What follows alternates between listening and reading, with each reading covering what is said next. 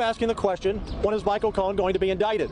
He stole $60,000. Do your job. That should be the headline. Number two, Alvin Bragg should be indicted. He brought someone as a witness in a case with someone he knew had committed a crime. He should be indicted. So, headline, please. Where are you, Alvin Bragg? Who's going to indict him? Who's going to indict Michael Cohen? Look, we are here to defend our Constitution, our freedoms, and we're here because we are friends of Donald Trump, the President of the United States. And when a friend is in trouble, friends have his back. The way he has been treated, you would see in Russia, you would see in China, you would see in North Korea, you would see in every little tin pot dictatorship across the world. And that's what we have here in New York, in America. If they can go after the former president of the United States of America, who has the ability and the financial resources to fight back, what happens to the average American? What happens to any of you? If the courts in New York come after any of you because of something you said, because you said something the ruling class didn't like. And that's what all these other countries are about. They shut down the ruling class. They want to be sure that anyone that speaks up against the ruling class disappears.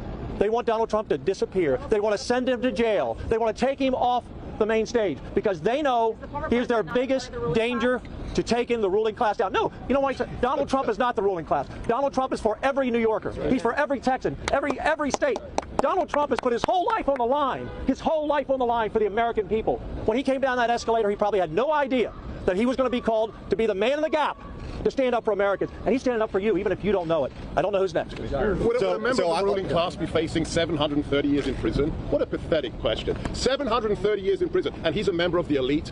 That's pathetic. You're not a journalist. So I want to say, as a former attorney general, as my previous job, and now as U.S. Senator Eric Schmidt from Missouri, I can tell you these charges should have never been brought. There's no crime. The only crime that's been unveiled through this, Soviet-style show trial is Michael Cohen, who stole money, admitted it on the stand. This is the star witness. This is the witness upon which this entire case stands.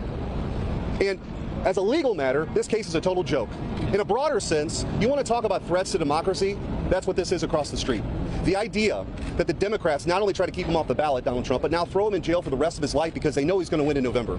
And the only way they think they can get after it is this unprecedented lawfare. We have never, ladies and gentlemen, we've never seen anything like this in this country. So I know this can kind of be normalized as you've been covering it. This is outrageous. If this were happening in any country, any other country, our State Department will be warning people not to go to that country because it's a banana republic.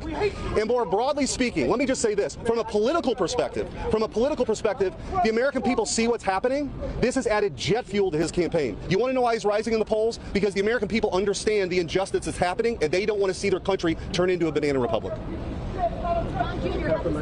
I'm Ronnie Jackson from Texas, and I just want to say real quick, make no mistake about this, we all know this, these corrupt prosecutors and this corrupt judge are nothing more than puppets of the Biden administration and the Biden DOJ right now. You know what? It's a shame. They will do anything. They will lie, they will cheat, they will steal, they will do anything to keep him from becoming president again. They fear Donald Trump. They fear Donald Trump, and they fear what's going to happen if he becomes president again. And I'll tell you, they should fear, because he started draining the swamp, he's going to keep draining it again, and all of these people are representative of the swamp. The sad thing is today, Lady Justice in the city of New York no longer wears a blindfold. She's wearing the Michael Cohen t-shirt with President Trump behind bars. That's how disgusting this has got to be right now. And it was mentioned before, this is not the kind of stuff that happens in the United States of America. This is Soviet era stuff right here. Everybody out here, I don't care what side of the aisle you're on, if you're Republican or you're Democrat, I don't care what your political leanings are, you better look at what's happening right here in New York, and it better scare the hell out of you, because they'll come for you next. That's right. Next up. Hi. I'm Representative Salazar. Probably I'm the only member of this group that can speak in both languages, so I'm going to do that in Spanish when we finish. And I have a few remarks that I think are going to be very interesting to all of you. I represent District Number 27 in Florida, a bastion of the ultimate melting pot in the United States. And I just want to make very clear that I am here of my own volition. I am not on the list of the favorites. I am not looking for a job, and I paid for my own way, just to make sure. And the only reason why I'm here is because thousands of my constituents back in Miami are terrified when the courts in this country are used as weapons to crush our political enemies. Regardless of what you think of Donald Trump, regardless of what you think of him, regardless of what you feel about him, regardless whether you're going to vote for him or not in November, Donald Trump is not the only one going through trial. We all are. And I'm not sure if you know that, but that's the truth.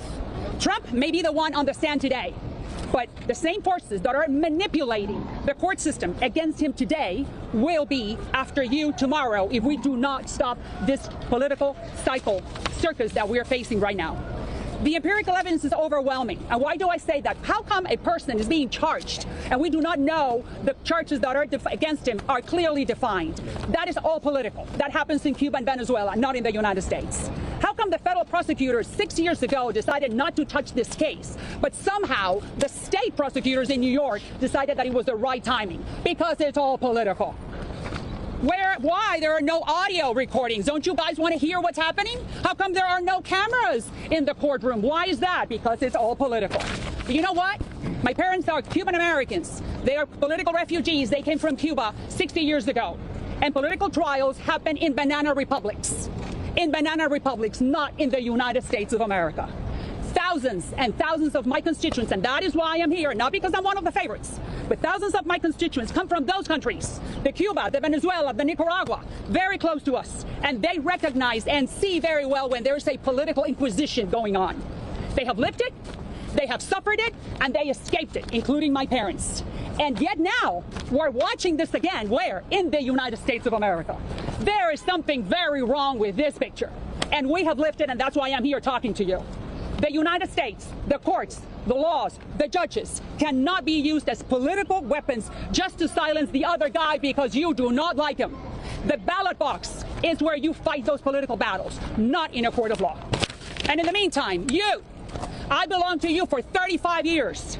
You should be ashamed of how passively you're sitting passively by while the credibility of one of the most revered American institutions, the judicial system, is crumbling in front of your eyes. Where is your profession? Where is your impartiality? Your biased coverage will cost us for many generations.